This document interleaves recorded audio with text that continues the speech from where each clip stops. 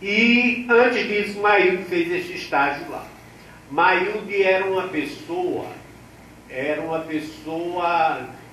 profundamente importante, influente não só no movimento cultural da época, como eu digo, era a grande dama da cultura municipal da época, como também ela foi uma pessoa muito importante na formação humana de muitas pessoas, inclusive minha. E acontece o seguinte, mas era uma pessoa profundamente ciente das suas possibilidades e das suas limitações. Então, Mailde, ela foi fazer esse estágio com Germano Coelho e Paulo Freire em Recife, porque ela considerava que ela, sendo uma pessoa sem uma formação superior maior, era uma responsabilidade muito grande ela assumir esse departamento, que já tinha tido pessoas de uma formação mais elaborada, como Zila Mamberti, à frente da DDC. Como eu disse, a DDC atendia as dimensões de documentação, preservação e difusão da cultura. A documentação se fazia através da hemeroteca, que era uma espécie de arquivo iconográfico e museu de arte popular. Havia uma seção na DDC que era o chamado Museu de Arte Popular Chico Santeiro. Museu esse que que integrava esse acervo que hoje está que hoje eu tenho a impressão que está até na universidade, porque passou da Galeria de Arte para a universidade. E então esse Museu Chico Santeiro existia e é a origem do museu que é mantido pela prefeitura hoje, Museu de Jaú Maranhão, uma coisa assim, de arte popular. Então, essa semente estava lá. O problema da documentação era feita através desse arquivo iconográfico e deste museu. Essa documentação contemplava também a preservação dos autos populares. Preservação esta que era feita através de quê? De registros literários. Eu tenho certeza que esses registros literários começaram a ser feitos por Deífilo Gurgel. É o início da carreira de Deífilo Gurgel como folclorista, esse registro que ele fez dos textos dos autos populares. Além do registro literário, ou seja, como se fossem as letras, havia o registro musical. Esse registro musical era feito através de gravações em fita e de notação, ou seja, da partituração, da notação musical da música dos autos. Bem, e além disso, havia um setor importante que era a conservação de costumes e indumentárias. Esse era o reino de Apolonio Araújo.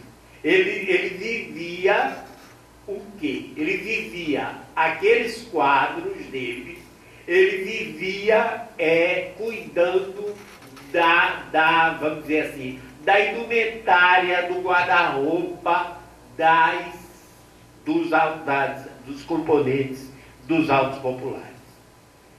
A dimensão de difusão cultural, ou seja, eu já falei da difusão da dimensão documentação, falei da dimensão preservação, e a difusão cultural se fazia através do complexo pioneiro Galeria de Arte da Praça André Albuquerque. Galeria de Arte essa que tinha também, havia um coreto. Primeiro houve a Galeria de Arte. Havia no centro da Praça André Albuquerque um coreto. Esse coreto foi customizado, para usar uma linguagem moderna, por Djalma, e nesse coreto havia o quê? Havia uma biblioteca permanente embaixo. Embaixo havia, do outro lado da biblioteca, uma lanchonete. Lanchonete essa onde eram comercializados lanches constantes de sucos regionais e pequenos lanches. Resultado, não havia, era terceirizado, obviamente, e não havia venda de bebida alcoólica. Havia na parte de baixo da concha acústica essa biblioteca e essa lanchonete. E na parte de cima havia a concha acústica. Essas duas edificações, a concha acústica e a galeria, digamos, constituía a chamada Praça de Cultura Permanente, porque existiam também as praças de cultura periódicas. Praças de cultura periódicas estas, que eram, você já disse quando eu tiver que parar. Bem, as praças de cultura periódicas. As praças de cultura periódicas são esses eventos que eu digo o seguinte, que antecedem hoje o quê? Esses movimentos tipo Festival de Cultura, Festival Literário de Natal, é uma coisa assim que quase que se tem origem nessas praças de cultura periódicas. O que era a Praça de Cultura Periódica? A Praça de Cultura Periódica era um evento esse que, como que se diz, que envolvia toda a cidade. E essa Praça de Cultura Periódica era feita geralmente na parte central, no centro da cidade, ali onde hoje é a chamada Praça Kennedy. E nesse local eram feitas o quê? Havia um palco onde eram feitas apresentações artísticas, teatrais, folclóricas, e havia rodeando esse palco uma feira de livros, uma pioneira feira de livros, onde participavam os comerciantes de livros da cidade, com barracas de feira de livros, além de que havia também pequenos estandes, onde havia exposições do tipo, exposições de arte, geralmente coordenadas pelo polivalente Newton Navarro. Bem, então, isso eram as praças de cultura periódicas, que havia também a Praça de Cultura Permanente. Além disso, periódica e permanente, havia um programa, da parte de difusão cultural também, havia um programa consequentíssimo de bibliotecas. Eram 3 tipos de bibliotecas. Havia os chamados barracões de bibliotecas em bairros populares da cidade. Eu lembro de que havia um que era perto do Mercado das Rocas. A biblioteca, o barracão era chamado Biblioteca Castro Alves.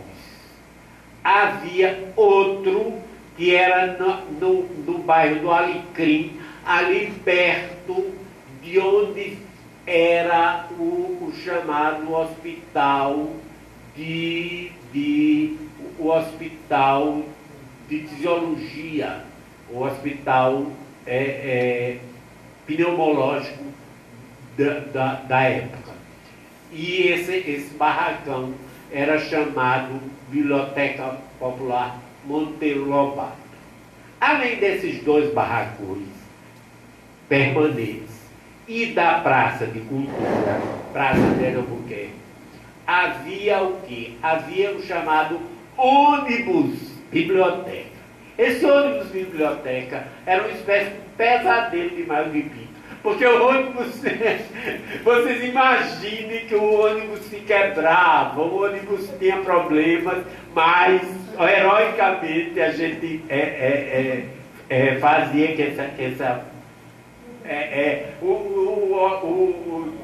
todo artista tem que ir onde o povo está. Então, o ônibus ia onde o povo estava. E além desse ônibus, havia as chamadas bibliotecas volantes, que eram as caixas de bibliotecas. As caixas de bibliotecas eram o seguinte: era uma espécie de uma caixa mais ou menos dessa altura, caixa esta que tinha capacidade de ter um acervo de 200 volumes, mais ou menos. Era uma coisa portátil. Havia até duas alças que a pessoa pegava, botava em cima do carro e saía fazendo rodízio nos acampamentos. Essas caixas de bibliotecas eram periodicamente renovadas. Elas eram o quê? Elas eram endereçadas principalmente à campanha profissional, à campanha de pé no chão, do homem se aprender uma profissão. E o acervo desses livros, das caixas de biblioteca, eram colocados considerando os acampamentos da campanha de pé no chão da missa, se aprender uma profissão. Então, era essa coisa organizada desta forma, coisa esta que atendia de maneira planejada e consequente as dimensões de documentação, preservação e difusão cultural, como eu farei. Era uma coisa que muitas vezes capitalizava o quê? O improviso, a oportunidade, mas havia aquela perspectiva colocada por Djalma no tipo de afirmação que dizia assim: escola pobre sim, mas escola para um país pobre de escolas. Era aquela perspectiva americana de dizer assim: é melhor acender uma vela no escuro do que amaldiçoar a escuridão. Então, eu espero, dessa forma, ter resumido essa atuação da DDC, e estou à disposição para qualquer pergunta que vocês queiram. Tá? Obrigado.